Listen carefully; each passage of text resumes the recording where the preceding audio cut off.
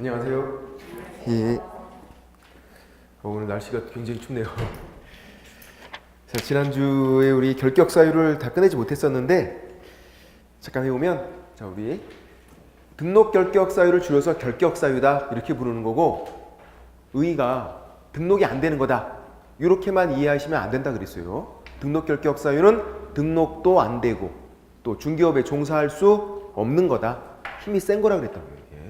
중개 보조원도 못하게 하는 거.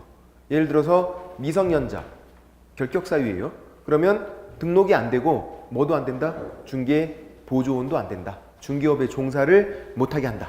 힘이 센 거다. 그렇게 이해하시고, 그래서 이제 종류를 쭉 공부했는데 외우는 게 아니라 그냥 이해하고 넘어가자. 이렇게 미성년자는 만 19세 미만 미성년자, 예외가 없다 그랬어요. 만 19세 성년자가 돼야 결격 사유 벗어난다. 이렇게. 그리고 한정치산자, 금치산자, 바뀐 용어로 하면 피한정 후견인, 피성년 후견인 이렇게 부르는데, 법률상 개념, 정신 왔다 갔다가 중요한 게 아니다. 법원이 판단이 중요한 거고, 법원에서 한정치산 선고, 금치산 선고 받아야 결격 사유. 언제까지? 취소 선고, 종료 심판 받을 때까지 역시 법원에서 판단해 줘야 돼요.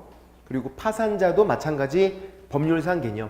빚을 많이 지켰다고 해서 결격 사유가 아니었단 말이에요. 법원에서 파산 선고 받아야 되고, 개인 회생도 파산은 아니라 그랬어요. 개인 회생은 돈을 갚는 거예요. 분납해서 좀 일부 탕감해 주고, 파산은 완전히 배를 짠 거.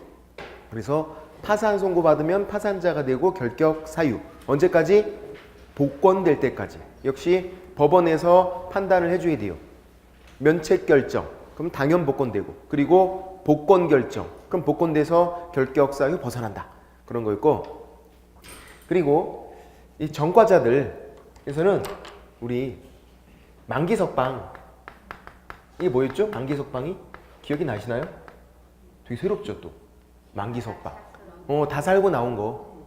만기석방일이 집행 종료일 다 살고 나왔잖아요. 그럼 이제 만기석방은 즉시 바로 벗어나는 게 아니라 3년을 또 버텨야 한다고요. 가석방은요? 중간에 나온 건데. 가석방 날짜가 집행 종료일이 아니었어요. 남아있는 게 있다고요. 잔형기, 남아있는 형기, 잔형기. 이 잔형기를 마저 마치고 그리고 다시 또 3년 지나야 한다 그랬어요. 그래서 가석방 플러스 3년, 그럼 X. 가석방 플러스 잔형기 플러스 3년. 그런 거 있고, 특별사면은 뭐랑 같은 거였냐면, 특별사면 집행 면제랑 같은 거란 말이에요.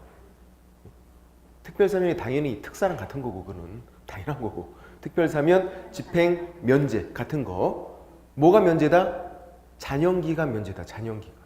3년은 면제 아니었어요. 그래서 특별사면은 잔형기 면제고 3년 더해주면 되고. 일반 사면이 뭐였죠? 일반 사면은 즉시 일반인 되는 거. 전과자가 아니라 우리랑 똑같은 일반인. 더하고 뭐하고 할 게 없다고요. 전과 기록이 없다고요. 일반인 된 거니까 즉시 벗어난다. 이렇게. 그리고 집행유예는 어떻게 됐었죠? 집행유예? 집행유예 감옥 가는 건가요? 안 가는 거 있죠. 집행유예는 감옥에 안 가는 거다. 징역 1년에 집행유예 2년 선고한다. 그러면 몇 년 동안? 2년간. 집행유예는 유예기간 동안만 결격사유. 그렇게 되고. 그래서 집행유예 2년 했으면 2년 지나면 그냥 즉시 벗어난다고. 그것도. 비교할 건 선고유예. 선고유예는 판사가 꽝꽝꽝 이런 선고를 안 했다고요. 전과자도 아니고 아무것도 아니다 그랬어요. 선고유예는. 집행유예는 징역 1년에 집행유예 2년 선고한다. 꽝꽝꽝. 선고한다고요. 판사가 망치로 때리는 거. 그러면 유예기간 동안 그 기록이 남아있다고요. 그래서 유예기간 동안 결격사유. 집행유예 유예기간 종료가 되면 그 기록들 다 지워주니까 즉시 벗어나고. 그렇게. 그래서 집행유예는 유예기간 동안 이렇게 했던 거고, 벌금은 이법 공인중개사법. 중개업 관련 벌금 선고만. 징역이나 금고나 집행유예는 법이 중요하지 않다 그랬어요.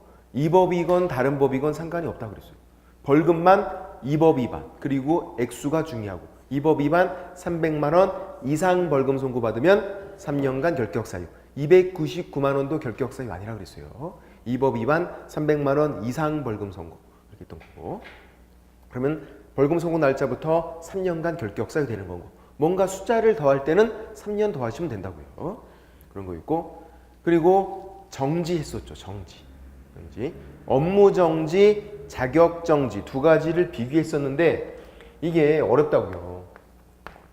이야기는 쉬운데 나중에도 시험 임박해서도 10월 달에도 헷갈린다고요. 이게 이제 업무 정지는 영업 정지, 일을 못하게 하는 거예요. 사장님이 받는 거. 개업공인중개사가 사고 치면은 업무 정지 받으면 그 기간 동안 업무 정지 3개월이면 3개월 동안, 6개월이면 6개월 동안 결격 사유다. 그게 아니었다고.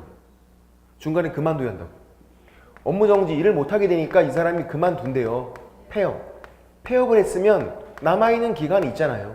그 남은 기간 동안 결격 사유가 된다. 그렇게. 만약에 폐업을 안 했대요. 그만두지 않으면 결격 사유는 아니다. 그렇게. 그럼 뭔데요? 그냥 업무 정지 받은 사람. 결격 사유가 아니라. 결격 사유로 규정할 이유가 없다고요. 어차피 업무 정지여서 아무것도 못하는 사람이니까. 그래서 이거는 폐업하고선 다시 하려는 사람들을 막는 거니까 폐업하면 남은 기간 동안 결격 사유. 폐업을 꼭 해야 된다고요. 근데 이거에 비해서 자격정지는 어떻게 된다? 자격정지는 그냥 그 기간 동안 결격 사유라고요. 역시 일을 못하는 건 마찬가지예요. 누가 받는 거냐면 소속공인중개사. 자격증 있는 직원이 받는 거. 업무정지와 자격정지는 받는 사람들이 달라요. 업무정지는 사장님이, 자격정지는 소속공인중개사가, 직원이 받는 거. 직원도 소속공인중개사도 중개업무 할 수 있다고요. 사고 치면 일을 못하게 해야죠. 자격정지. 자격정지 3개월 받았대요. 3개월 동안 결격 사유. 사무소를 그만두든 뭐하든 상관이 없다고요. 자격정지 6개월 받았대요. 6개월 동안 결격 사유라고요. 근데 업무정지는 그렇지 않다고 그랬어요. 업무정지는 그 기간 동안이 아니라 폐업하면 남은 기간 동안만. 그렇게. 그래서 폐업이란 차이가 있다고요. 그리고 업무정지에서 법인 업무정지가 있었는데 법인이 업무정지를 받으면 법인 업무정지 사유 발생 당시 이게 무슨 말이었죠? 사유 발생 당시가 나쁜 짓을 할 때 있던 그런 말이에요. 나쁜 짓을 할 때 있던 사고 칠 때 있던 누구? 임원 또는 사원 이사급들이 그 기간 동안 결격 사유다. 이렇게 했었고 두 가지 주의사항이 뭐였냐면 처분 당시가 아니었어요. 처분 당시 X. 그리고 고용인, 단순 직원이 아니라 누구다? 이사급들이다. 그래서 사유 발생 당시인 거 다시 한 번만 설명드려보면 이렇게 되죠. 시간적인 순서를 생각해보면 이렇다고요. 이때 사고 쳤고 사유 A, B 두 명이 있었어요. 이때 사고 칠 때 적발돼서 업무정지 처분을 받아요. 이 잘못이 적발돼서 처분. 최장 길면 정지는 6개월이거든요. 6월, 6개월 같은 말이라고 했어요. 걔 때문에 X하면 안 된다. 이렇게 했던 거. 그래서 이제 요 후에 C, D 두 명이 더 입사를 했다고요. 잘못을 할 때는 없었는데 처분받기 전에 입사를 한 거예요. 두 명이. 그럼 처분 당시에는 A, B, C, D 네 명이 다 있는데 만약에 처분 당시다 그러면 A, B, C, D 네 명이 모두 다 결격 사유. 억울한 사람들이 있다고요. 누구? C, D. 얘네들은 잘못을 할 때 없었고 처분 당시에 있다는 이유만으로 결격 사유로 묶이면 억울하니까 구제를 해주자. 그래서 법조문에 어떻게 돼 있다? 사유 발생 당시라고 돼 있다. 나쁜 짓을 할 때 있던 그런 의미라고요. A, B 너희들만. 그리고 이사급. 고용인 단순 직원들은 죄가 없다고요. 시키면 시킨 대로 하니까. 그렇게 두 가지 키워드만 보시면 됐던 거. 이게 지난주에 했던 건데 되게 많은 거 했었는데 그죠? 근데 두 가지가 더 있다고요. 이 두 가지가 어려워요. 이게 이제 정지는 일을 못하게 하는 거고 취소가 있어요. 취소는 날아가는 거예요. 그냥 자격 취소, 자격증 날아가요. 등록 취소, 등록증 날아가는 거예요. 이제 더 이상 못하게 그렇게 자격 취소. 사고 쳐서 자격증 날아갔대요. 아주 심한 잘못을 해야 된 거예요. 이거. 그러면 3년간 결격 사유. 자, 자격 취소 플러스 3년 응시 결격 사유도 있었는데 시험 못 보는 거. 자격 취소 플러스 3년, 부정행위 플러스 5년, 2명 시험 못 보고 다른 사람 다 볼 수 있다 그랬어요. 자격 취소되면 3년간 시험을 못 봐요. 시험도 못 보고 응시 결격 사유니까 등록 결격 사유에도 해당돼 있어요. 얘는 이것만 중복이 돼 있는 거예요. 원래 응시 결격 사유와 등록 결격 사유가 같은 게 아니에요. 달라요. 다른데 이거 한 가지만 중복이 되어 있대요. 3년간 시험도 못 보고 3년간 등록 결격 사유. 무슨 말? 중개 보조원도 못 하고. 등록 결격 사유를 어떻게 이해하자? 힘이 센 거 넓게. 그냥 등록이 안 된다 끝. 그게 아니라 그랬잖아요. 등록 결격 사유는 등록도 당연히 안 되고 중개 보조원도 못 하게 하는 거다 그렇게. 생각해 보세요. 응시 결격 사유래요. 자격증 날라가면 3년간 시험 못 본대요. 그럼 어떤 일이 생기는 건데요? 일단 짜증나는 일이 생겼겠지. 자격증 날라갔는데. 기분 좋지는 않을 거 아니에요. 3년간 시험을 못 본다고요. 시험 못 보면 공인중개사가 될 수가 없어요. 이 사람이 3년간 시험 못 보니까 3년간 공인중개사가 될 수가 없다고요. 그럼 이제 등록을 해서 개업 공인중개사가 될 수 있나요? 없어요. 공인중개사가 될 수 없는데 어떻게 등록을 해요? 등록이 안 된다고요. 응시 결격 사유만 돼도 어차피 등록은 안 돼요. 자격증을 딸 수가 없으니까. 그죠? 그래서 이 사람이 뭐 하고 싶냐면 자격증이 없어도 되는 거. 중개 보조원 하고 싶대요. 근데 그것도 못 한다고요. 왜? 등록 결격 사유니까. 등록 결격 사유가 중개 보조원도 못하게 하는 거니까. 자격증이 날아갔다는 건 굉장히 심한 잘못을 한 거예요. 아주 심한 잘못을. 웬만하면 자격 취소 안 돼요. 자격증이 날아갔다. 굉장히 심한 잘못을 한 사람이어서 3년간 시험도 못 보고 3년간 중개업에 종사도 못 한대요. 중개 보조원도 못 하고 3년간 다른 거 하래요. 완전히 심한 잘못했으니까. 그런 취지예요. 그래서 등록 결격 사유로 묶어놓은 이유는 뭐도 못하게 한다. 중개 보조원도 못하게 하는 거다. 그런 취지라고요. 이게. 근데 또 얘랑 얘기해 볼게요. 부정행위 플러스 5년. 시험보다 컨닝해서 걸렸대요. 그러면 5년간 시험 못 보죠? 네. 부정행위 플러스 5년. 응시 결격 사유라고요. 네. 5년간 시험 못 보고. 시험 못 봐요? 네. 공인중개사가 될 수가 없어요. 5년 동안. 등록은 돼요, 안 돼요? 등록도 안 돼요, 어차피. 응시 결격 사유여도 어차피 등록은 안 돼요. 얘가 이제 중개 보조원 하고 싶대요. 그거는 돼요. 왜냐면 등록 결격 사유가 아니니까. 등록 결격 사유가 아니면 중개 보조원으로 종사할 수는 있다고요. 중개업에 종사할 수는. 어차피 등록은 안 되는데. 그렇게. 그런 취지라고요. 어렵죠. 이런 것들이. 기초 단계에서 설명할 내용은 사실 아닐 수도 있어요, 이게. 왜냐면 시험 임박해서도 내년 9월달, 10월달에도 잘 이해가 안 될 수 있거든요. 결론만 기억하면 돼요, 그러면. 결론. 자격 취소 플러스 3년. 얘만 어떻게 돼 있다? 중복돼 있다. 3년간 시험도 못 보고 3년간 등록 결격 사유여서 중개 보조원도 못 하고. 이게 따로따로거든요, 원래. 응시 결격 사유와 등록 결격 사유가 달라요. 질문 드려볼게요.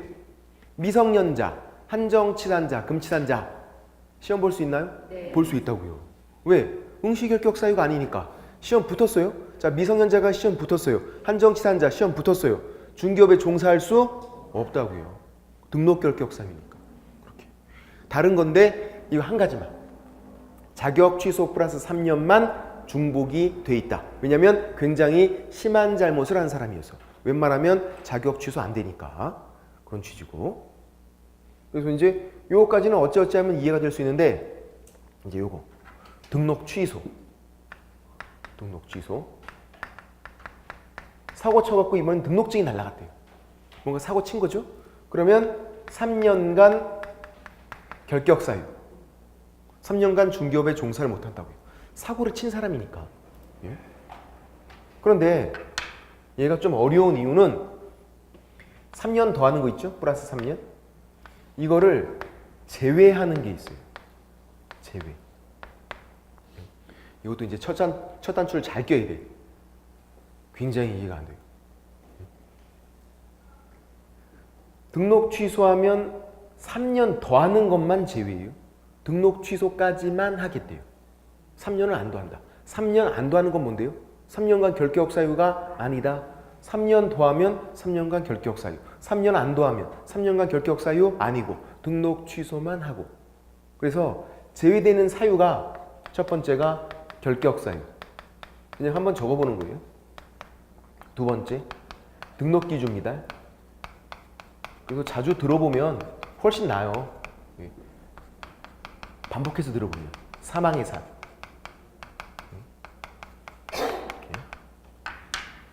이 세 가지가 이유예요. 이유. 생각을 해보자는 거죠. 멀쩡한 사람, 아무런 잘못도 없는 사람 그냥 막 등록을 취소해요? 그렇지 않잖아요. 뭔가 이유가 있다고요. 뭔가.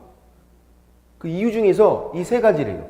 사망의 산, 등록 기준 미달, 결격 사유. 우리가 앞글자를 따와서 사, 기, 결 이렇게 불러요. 사기, 결혼, 사기결.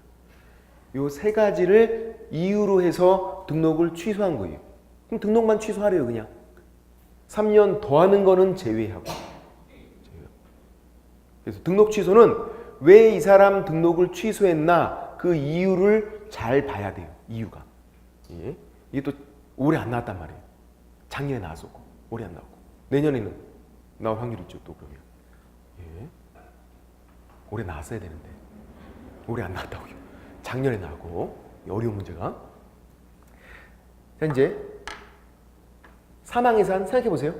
사망, 죽었대요. 죽어서 등록을 취소한 거예요. 3년 더해서 3년간 너 중기업 종사 못해. 이렇게 할 이유가 없잖아요. 죽었는데 이미. 부활이 안 되는데. 해산은 뭐죠? 흩어진 거예요.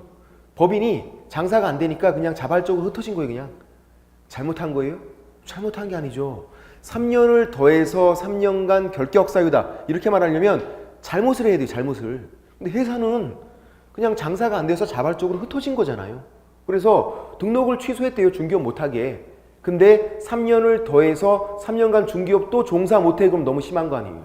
뭔가 잘못한 게 아닌데 그냥 자발적으로 흩어진 건데 경기가 안 좋아서. 등록 기준 미달. 사무소가 뭔가 잘못된 거예요. 예를 들어서 사무소가 뭐 가설 건축물, 사무소가 판잣집, 무허가 건물 뭐 그런 상태래요. 그래서 등록을 취소했대요. 3년 더해서 3년간 중기업 못해. 그러면 그것도 너무 심한 거예요. 왜? 뭔가 잘못한 게 아니잖아요. 그게 그냥 사무소가 조금 잘못된 거지 무슨 중개사고 친 게 아니잖아요. 사무소가 조금 잘못됐다고 등록을 취소하고 3년간이나 중기업 못하게 하는 건 너무 심한 거 아니에요. 잘못한 게 아닌데. 그래서 사망일 때는 죽었으니까 해산, 등록 기준 미달 이 두 가지일 때는 뭔가 잘못한 게 아니니까 등록 취소하고 3년을 더하지 않는 거예요. 문제는 이거 결격 사유. 자, 이제 예를 들어 볼게요. 저거를 예를 들어서 2016년 1월 1일 중개업을 하고 있다가 한정치산 선고를 받은 거예요. 한정치산자가 된 거예요.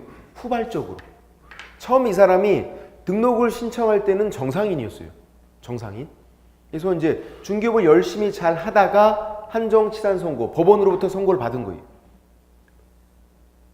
어떤 일이 발생한 거죠? 결격사유. 한정치산 선고 받으면 한정치산자가 됐잖아요, 이제. 그러니까 중개업에 종사하면 안 된다고. 그래서 이거를 2달 뒤에 등록관청, 시장군수구청장이 이 사실을 안 거예요. 이거는 법원이 한다고요, 법원이. 그러면 시장군수구청장은 나중에 알 수밖에 없다고요. 단 며칠 뒤라도. 자기가 한 게 아니니까. 그래서 2달 뒤에 이 사실을 안 거예요. 야, 너 한정치산 선고 받았네. 너 한정치산자니까 중개업하면 안 돼. 그래서 이거를 이유로 등록을 취소해버렸어요. 그냥 중개업 못하게. 그래야 될 거 아니에요. 만약에 등록 취소를 안 하면 한정치산자가 계속 중개업하는데 말이 안 되잖아요. 중개업을 못하게 취소한 거예요. 한 사람이 이렇게 2가지를 당했다고요. 한 사람이. 시간적인 순서는 이렇게 되고. 그럼 얘가 언제부터 중개업에 종사할 수 있나를 계산을 해보자는 거예요. 중개업에 언제부터 종사할 수 있는지. 자, 이제 3월 1일 이 날짜가 등록 취소일이에요. 등록을 취소한 이 날짜 요 날짜에다가 원칙은 3년을 더하는 거니까 플러스 3년. 3년을 더해보겠대요. 3월 1일 요 날짜에다가 3년 더했어요. 3년 더해서 그럼 너는 2019년 3월 1일 요때부터 중기업에 종사할 수 있어. 이렇게 말하면 될까요? 이거 안 돼. 이렇게 하면 안 돼요. 왜 안 되죠? 2019년 3월 1일에 이 사람이 정상인 된 거예요? 아니잖아요. 계속 그냥 한정치산자잖아요. 그럼 3년 지났다고 해서 한정치산자가 중기업 다시 하고 그럼 말이 안 되니까 이런 모순이 생기니까 3년 더 하지 말라는 거예요. 그냥 3월 1일에 중기업을 계속하면 안 되니까 등록 취소까지만 하래요. 거기까지만. 3년 더 하는 거는 이렇게 계산하지 말고 이렇게 하진 말고 3년 더 하면 모순이 생기니까 한정치산자가 중기업 할 수 있는. 그럼 어떻게 하는 거냐면 이 사람은 왜 등록을 취소했죠? 왜?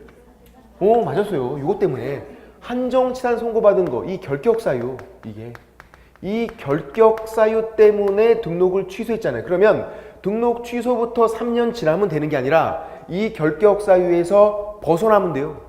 그럼 얘는 이 결격사유가 한정치산 선고였으니까 한정치산자는 취소 선고받으면 결격사유에서 벗어난다. 이렇게 되는 거죠. 취소 선고를 받아야만 중기업에 종사할 수 있는 거지 등록 취소되고 거기다가 3년 지나면 되는 게 아니라고요. 이렇게. 이게 어렵다고요. 이해가. 완전 소련 말이지. 이해되는 척 하지 마세요. 안 되고 있는 거 다 알아. 응? 고개를 끄덕거려도 소용없어. 그럼. 어려우니까 이거는. 응? 이제 정리해 볼게요. 등록 취소는 멀쩡한 사람 등록 취소되는 게 아니라 그랬어요. 뭔가 이유가 있다고요. 그래서 이 사람 등록이 왜 취소가 됐지? 그 이유를 봐야 돼요. 이유가 이렇게 세 가지.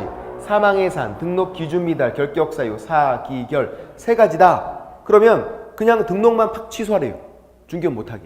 거기다가 3년 더하는 거 계산하지 말아라. 3년 더하는 것만 제외다. 그래서 이 두 가지, 등록 기준 미달, 해산 이 두 가지는 잘못한 게 아니니까. 결격사유는요? 모순이 생기니까 3년을 더해버리면 한정치산자가 중기업 할 수 있다. 이런 모순이 생기니까 그렇게 하지 말라고요. 그런 이유로. 그래서 등록 취소는 이유가 중요하다. 이유가. 그에 비해서 자격 취소는요? 이유 안 중요해요. 자격 취소되면 거기다가 무조건 3년 더해야 돼요. 자격 취소됐는데 3년을 안 더하는 경우가 없다고요. 자격 취소는 무조건 3년을 더하고 등록 취소는 무조건 3년 더하는 게 아니라 왜 취소가 됐나 앞에 있는 이유를 보고 이유가 사기결 세 가지면 등록만 취소하고 3년을 안 더하고 두 가지만 질문 드려볼게요. 판단해 보세요. 한번 이것만. 예를 들어서 이 사람이 등록증을 양도했대요. 다른 사람에게 판 거예요. 걸렸어요. 등록증 너 양도했으니까 너 등록 취소야. 그것 때문에 등록을 취소했대요. 등록증 양도라는 잘못을 한 거예요. 걸려서 등록 취소. 그럼 등록 취소한 건 좋아요. 거기다가 3년을 더할까요? 안 더할까요? 이게 문제네. 등록증을 양도해서 그게 이유예요. 등록증을 양도한 거 그거 이유로 등록을 취소했대요. 3년 더해요? 안 더해요? 3년을 더해요. 등록증을 양도한 게 결격사유가 아니에요. 결격사유는요.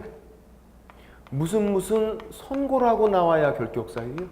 우리가 지금까지 배운 거 생각해보면 그죠? 한정치산 선고, 금치산 선고, 파산 선고, 징역 선고, 또 금고 선고, 집행유예 선고, 위법 위반 300만 원 이상 벌금 선고 그런 식으로 나와야 결격사유지 등록증을 양도했다. 이게 결격사유가 아니에요. 이것도 아니고 이것도 아니고 이것도 아니에요. 그러니까 등록 취소하고 3년 더 해야 돼요. 등록증 양도라는 잘못을 했잖아요. 등록 취소하고 3년 더해서 3년간 중기업 못하게 해야죠. 이 사람은. 그렇게. 다른 거. 파산 선고 받았대요. 파산 선고 받아서 그것 때문에 야 너 파산자니까 중기업 못해. 등록 취소 당했대요. 중기업 하시다가 파산 선고 받은 거예요. 그래서 등록 취소를 당한 거예요. 3년을 더해요? 안 더해요? 안 더한다고요. 파산 선고, 결격사유잖아요. 파산 선고가 결격사유. 그 사람은 언제까지? 복권될 때까지 그냥 중개업 못하는 거지 3년 더 하는 거 아니라고요. 어우, 잘하셨어요. 잘하신 거예요, 굉장히. 물론 뭐 이해 안 되시는 분도 있지만 그렇게. 근데 이게 또 나 이거 이해 됐네, 이게 어려운 거 이해됐네, 좋아할 거 아니에요. 금방 또 이해가 안 돼, 또 이게. 이거는 이해가 됐다가 안 됐다 그래요. 미리 제가 말씀드린 거예요. 지금 이해가 됐는데 1월 달에 다시 들어보니까 또 이해가 안 돼요.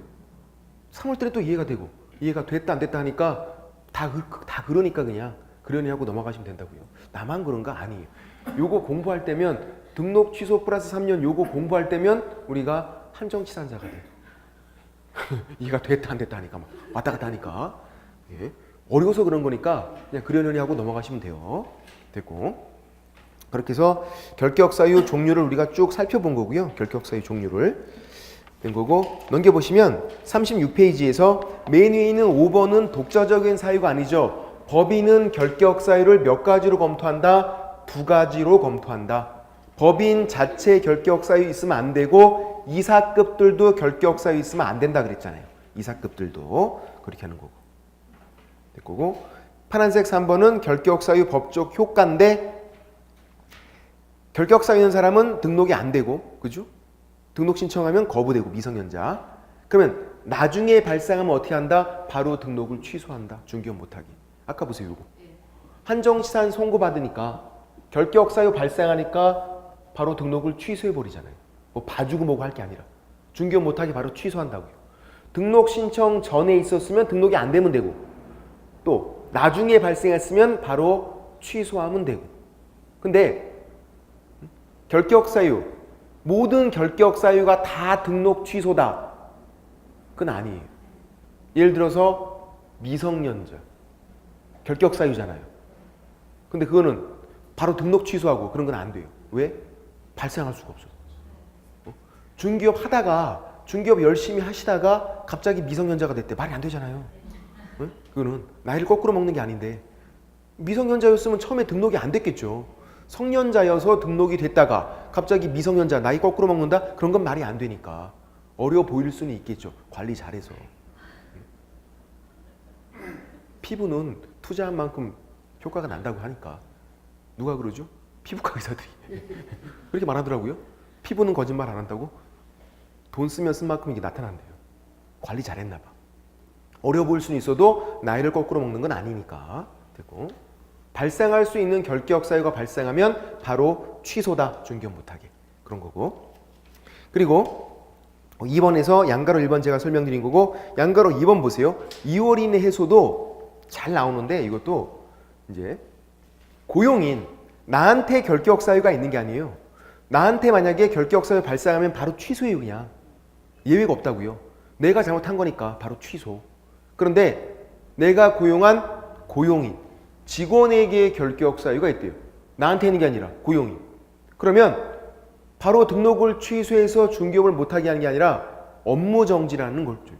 야, 너 직원 관리 똑바로 못했으니까 너 업무정지야. 이렇게 일을 못하게 한다고요.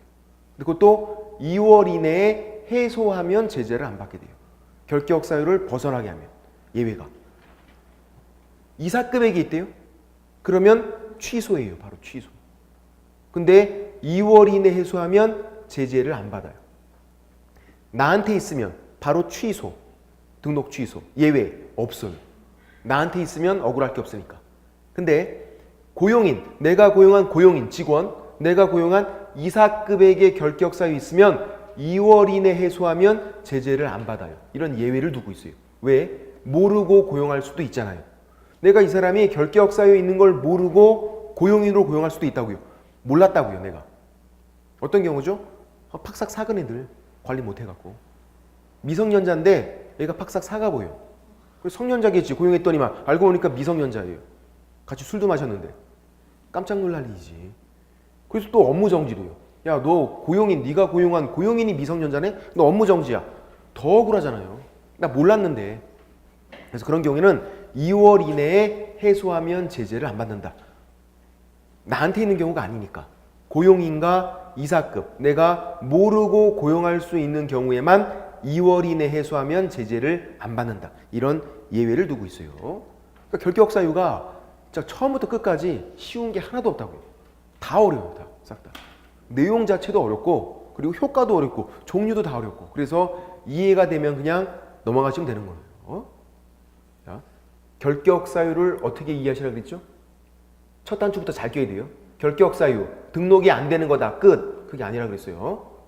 결격 사유는 등록도 안 되고 중개 보조원도 못하게 하는 거.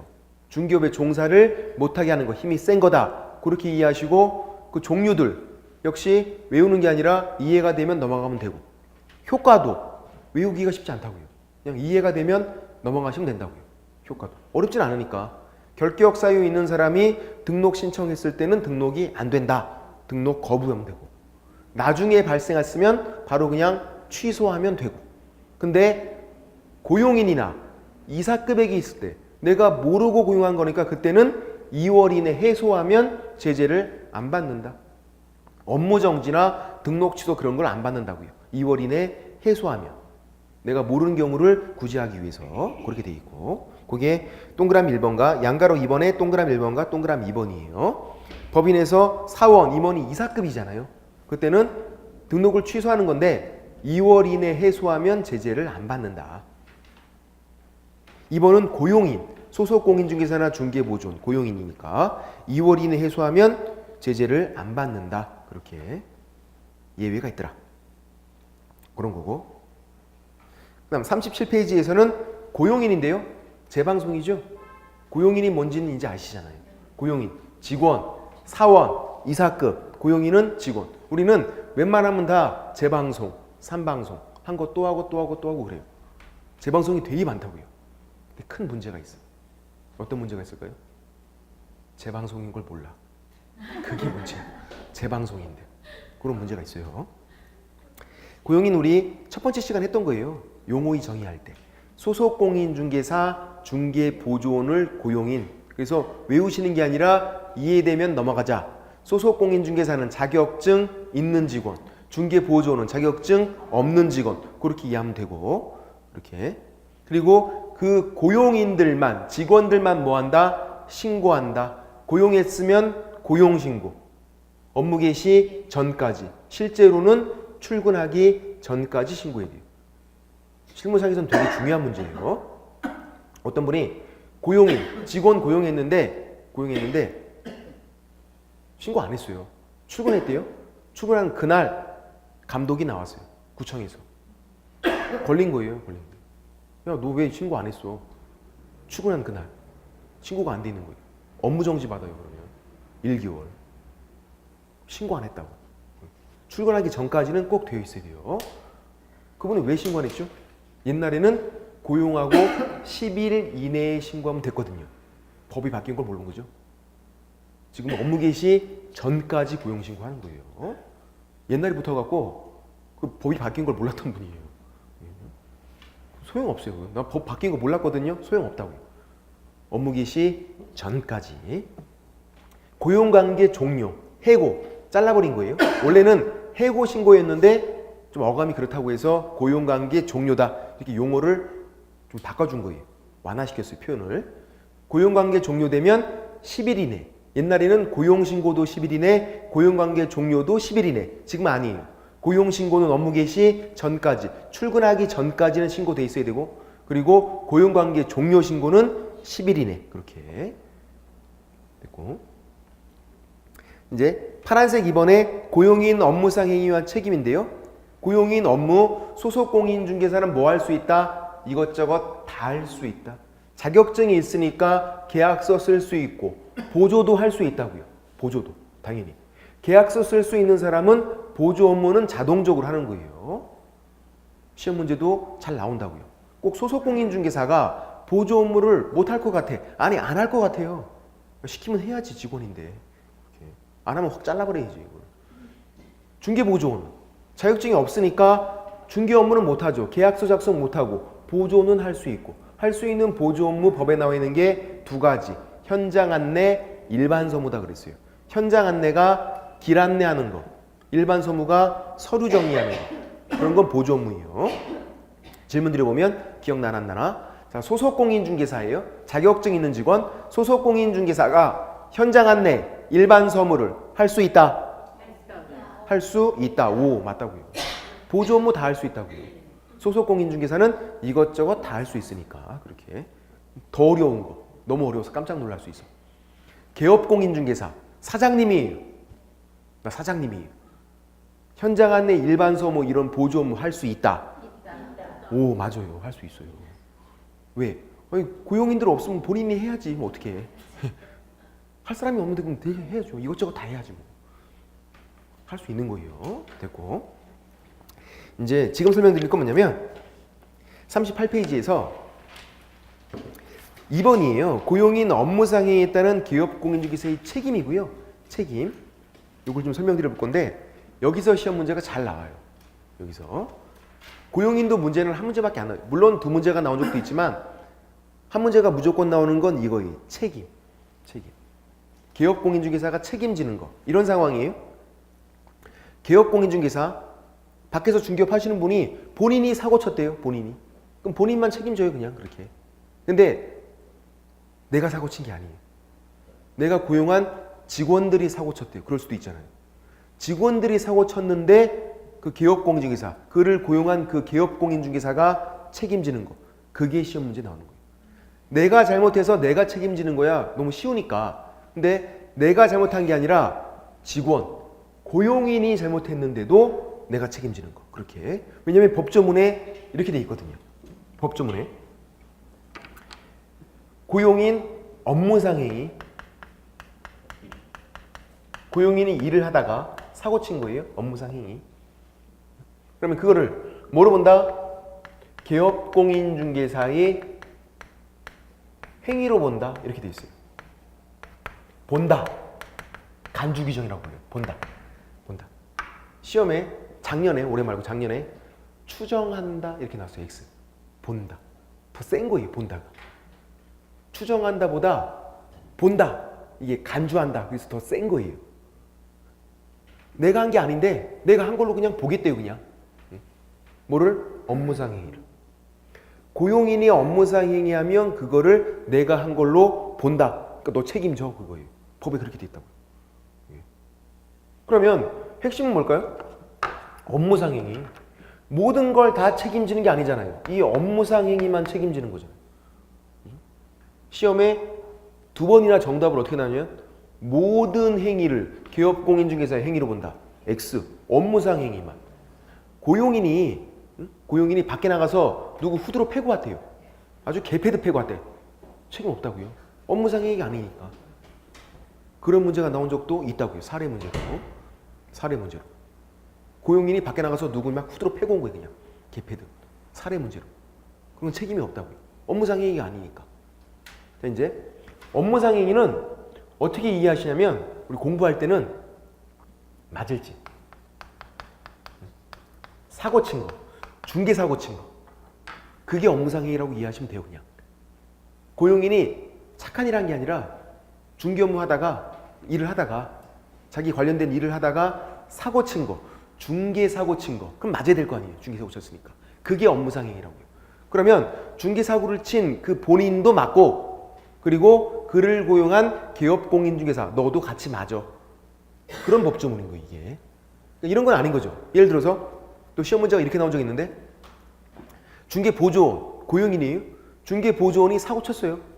그러면 그를 고용한 기업공인중개사만 책임을 지고 사고 친 그 중개보조원은 책임이 없다. X. 사고 친 그 사람 당연히 책임져야죠. 사고 친 장본인인데 당연히 책임지고 그를 고용한 기업공인중개사도 책임을 져라. 그런 취지인 거예요. 이게. 그래서 업무상 행위는 중개사고 친 거다. 맞을 짓이다. 그렇게 이해하시면 되고. 그리고 이런 것도 한번 설명드려 볼게요. 부진정 연대, 구상권 이런 게 있어요. 구상권. 이런 말들이 어렵죠. 부진정 연대, 구상권. 요거만 좀 설명을 드리고 좀 하실게요. 이게 어디서 나오냐면 민법 시간에 나와요. 그것도 싸움에서. 패싸움. 불법행위. 여러 명이서 한 명 후드로 팬 거예요. 예를 들어서 이렇게 A와 B가 C를 후드로 팼대요. 2대씩 때렸대요. 때릴 땐 좋았겠죠? 근데 모르는 사람이래요. 서로 짜고선 야 우리 같이 얘 좀 후드러 패자 이게 아니었어요. 우연히 그냥 어떻게 그냥 같이 때리게 된 거예요. 별의별 일이 다 있다니까요, 세상에. 모르는 사람들인데 같이 때린 거예요, 그냥 어떻게. 그래서 치료비가 예를 들어서 100만 원 나왔대요. 조금밖에 안 나왔네요. 그죠? 둘이 때려서 100만 원이면 조금밖에 안 나왔지, 치료비가. 이빨 하나만 부러져도 장난이 아닐 텐데. 솜주먹들. 배를 때렸나 봐. 무슨 말 하고 있는 건지. 어쨌든 둘이 때려서 이렇게 100만 원 손에 치료비가 나왔어요. 그때부터는 이제 짜증나요. 왜 그러냐면 같이 때렸잖아요. 의도한 건 아니었지만 둘이 묶이게 돼요. 뭘로 묶이냐면 부진정 연대로. 연대가 무슨 말? 묶는다. 부진정은 무슨 말? 의도하지 않았다 그런 말이에요. 어렵죠? 법률 용어로. 부진정은 의도하지는 않은 거예요. 짜고 친 건 아니니까. 짜고 때린 게 아니잖아요. 우연히 같이 때리게 됐지. 너희들은 응? 우연히 때렸어도 의도하지 않았어도 묶여라. 부진정 연대로. 이렇게 묶이게 돼요. 그럼 이렇게 부진정 연대로 묶이면 어떤 특징이 있냐면 이런 특징이 있어요. 이 부진정 연대. 이게 첫 번째, 둘 다에게 청구할 수 있대요. 청구 가능. 아니면 한 명에게 청구 가능해요. 그러니까 이렇게. 자, C가 A, 야 너도 100만 원 내놓고 B, 너도 100만 원 내놔라. 이렇게 동시에 청구할 수 있대요. 그게 둘 다에게 청구하는 거예요. 그러면 야 너 100만 원 내놔. 얘도 100만 원 주고. 야 너도 100만 원 내놔. 얘도 100만 원 주고. 200 벌었대요. 맞나요? 그렇게 하는 거예요? 그거 아니죠. 그럼 맞고 다니지. 10명 맞으면 1000만 원일 텐데. 짭짤한데 그러면. 10명에게 맞췄으면. 그게 아니라고요. 동시에 청구만 할 수 있다라는 거예요. 그렇게. 너도 100만 원 내놔. 너도 100만 원 내놔. 그래서 A가 100만 원 줬대요. 끝난 거예요. 그냥. 어차피 치료비는 100만 원밖에 안 나왔잖아요. 동시에 그렇게 할 수 있다는 거지. 얘도 100만 원 주고 얘도 100만 원 줘서 200 벌고 팔자 고치고 그런 건 아니라고요. 이게. 동시에 청구할 수 있고 그리고 한 명에게만 야 B 너만 내놔 된다고요. 이게. 그럼 얘는 야 왜 나한테만 그러냐? 같이 때렸는데 말 못한다고요. 달라 그러면 줘야 돼요. 이게 부진정 연대예요. 자 그래서 이제 만약에 B가 달라고 하니까 얘가 100만 원을 다 갚았어요. 억울하잖아요. 같이 때렸는데. 원래대로 하면 50만 원씩일 거 아니에요. 원래대로 같이 때렸으니까. 근데 얘가 100만 원을 다 갚았으니까 B가 A에게 뭐 한다? 구상권 행사를 해요. 이게 뭐냐면 야 네가 갚아야 되는 50만 원을 내가 대신 갚았잖냐 지금. 내가 100만 원 다 준 거니까. 그러니까 50만 원 너 나한테 내놔. 이게 구상권이에요. 그래 공평할 거 아니에요. 그죠? 그러니까 C가 B에게 100만 원 내놔. 얘는 100만 원 다 줘야 된다고요. 너 50만 원 줄게 안 된다고요. 치료비가 100만 원이니까 다 준 다음에 얘 몫은 달라 그러죠. 그게 구상권이라고요. 네가 줘야 될 50만 원 내가 대신 갚았으니까 너는 나한테 내놔. 이게 구상권. 이게 싸움에서 등장하는 부진정 연대와 구상권. 이런 법률 관계를 어떻게 해보자는 거냐면 고용인과 개업공인 중개사에게도 똑같이 적용을 해보자는 거예요. 똑같이. 자 보세요. A가 고용인이에요. 고용인. 직원. B가 개업공인 중개사예요. C가 중개 의뢰인이에요. 똑같이 만들어 보는 거예요. 고용인이 손해입혔대요. 고의 일부러 하는 거죠. 과실, 실수예요. 일부러 했건 실수로 했건 업무상 행위로 일을 하다가 중개사고 쳐서 손해입혔대요. 똑같이 만들어 보니까 100만 원. 똑같이 만들어 보는 거니까. 얘는 아무것도 안 했대요. 가만히 있었대요. 그냥 고용만 했지. 가만히 있었어요. 그래도 어떻게 저 법률 관계를 똑같이 적용을 해보자고요. 똑같이. 그러면 묶게 될 거 아니에요. 서로 의도한 게 아닌데 짜고 한 게 아닌데 얘는 지금 가만히 있었잖아요. 어떤 일이 있었는지도 몰랐는데도 묶기를 무조건. 의도하지 않았어도. 부진정 연대. 의도하지 않아도 묶여라. 그렇게. 그럼 이렇게 부진정 연대로 묶이면 어떤 특징이 있다? 이런 특징이 있다. 중개 의뢰인이 둘 다에게 동시에 청구할 수 있고, 그죠? 야, 너도 100만 원 내놓고 너도 100만 원 내라 가능하다고요. 동시에. 둘 중에 한 명이 갚으면 끝나는 거지만 동시 청구 가능하고, 그리고 한 명에게만 기업공인중개사 너만 좀 100만 원 내놔 그렇게 할 수도 있다고요. 그럼 얘는 왜 나한테 그래 못하는 거고 묶였으니까. 이게 부진정 현대. 그래서 기업공인중개사가 100만 원을 다 갚았대요. 달라고 하니까. 짜증나니까. 그럼 어떻게 한다? 구상권 행사한다. 억울하잖아요. 가만히 있었는데. 응? 가만히. 얘가 잘못했고 얘는 그냥 고용만 했잖아요. 그러니까 고용인에게 야, 네가 갚아야 되는 100만 원을 내가 대신 갚았으니까 너는 나한테 내놔. 이게 구상권. 아까 싸움에서는 같이 때렸으니까 50만 원만. 그죠? 50만 원 50만 원씩이니까. 지금은요. 얘가 가만히 있었으니까 얘는 책임이 없잖아요. 얘가 다 손에 입힌 거고. 그러니까 이론상으로는 100만 원 다 내놔. 가능하죠. 잘못이 없잖아요. 가만히 있던 사람이고 얘가 손에 입힌 장본인이. 이렇게. 이게 구상권이다. 부진정 연대와 구상권. 자, 이제 이게 핵심이에요. 기업공인중개사 가만히 있었네요. 이게 무슨 말일까요? 가만히 있었다. 무과실이다. 그게 무과실. 혹시 들어보신 적 있나요? 무과실? 아무런 잘못이 없다 그거예요. 과실조차 없다. 무가 없을 무자니까. 과실이 없대요. 아무런 잘못이 없대요. 가만히 있었잖아요. 가만히 있었는데 달라 그러면 줘야 되니까. 무슨 책임? 무과실 책임. 아무런 잘못이 없어도 그냥 달라 그러면 줘야 돼요. 예를 들어서 달라 그랬더니 기업공인중개사가 야, 나 아무런 잘못이 없는 거야. 나는 안 줘도 돼. 그럼 안 된다고요. 왜? 아무런 잘못이 없어도 달라 그러면 줘야 되니까. 그걸 뭐다? 무과실 책임이다. 무과실 책임. 그래서 기업공인중개사는 무과실 책임을 줘요. 직원 잘못한 건데도 내가 돈 물어줘야 한다고요. 물론 물어준 다음에 뭐 하면 된다? 구상권 행사하면 되죠. 그거는 그렇게요. 됐고, 여기까지 좀 설명을 드려보고 좀 쉬었다가 민사랑 형사를 다시 한번 설명을 드려볼게요. 좀 하시겠습니다.